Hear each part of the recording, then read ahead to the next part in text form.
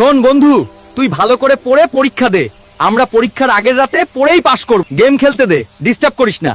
বউবাজার গ্রামে সাধারণ পরিবেশে বাস করত তিন বন্ধু, দুইজন শিয়াল আর একজন বানর।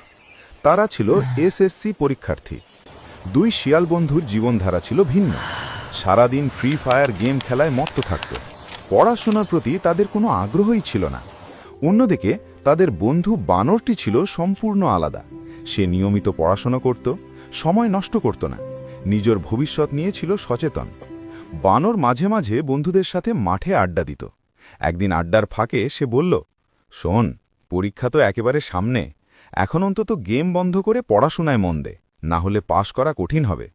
দুই শিয়াল হেসে উড়িয়ে দিল, তুই পড়, তুই বড় চাকরি করবি, আমরা তো পরীক্ষার আগের রাতেই পড়ে পাশ করব।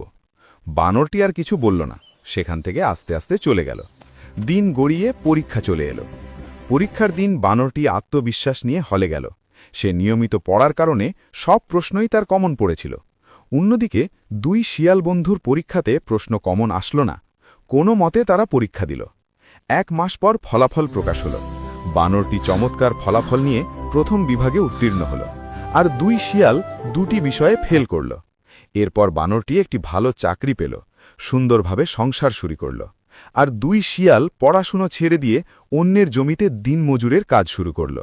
সংসারে অভাব অনটন আর ঝগড়া লেগেই থাকত। একদিন তাদের দেখা হলো পুরনো বন্ধুর সাথে। বানরটি জিজ্ঞেস করল, কেমন আছিস?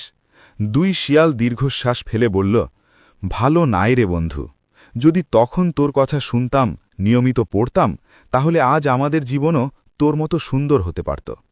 গল্পের শিক্ষা: যে বয়সে পড়াশোনা করার কথা, সেই সময় যদি গেম খেলে সময়কে অবহেলা করা হয়, তাহলে ভবিষ্যতে জীবনের কষ্ট আর অভাবের বোঝা বইতেই হবে।